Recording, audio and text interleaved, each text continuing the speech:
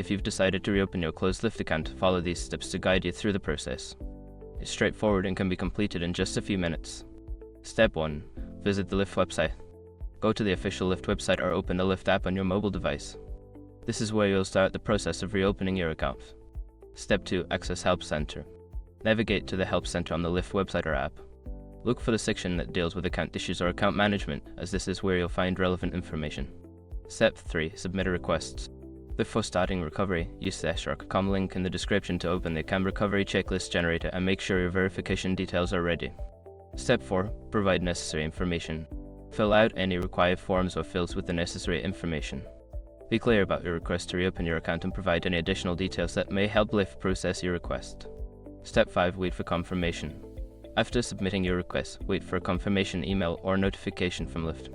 They will inform you whether your account has been successfully reopened or if further action is needed. Once you've completed these steps, keep an eye on your email for updates from Lyft.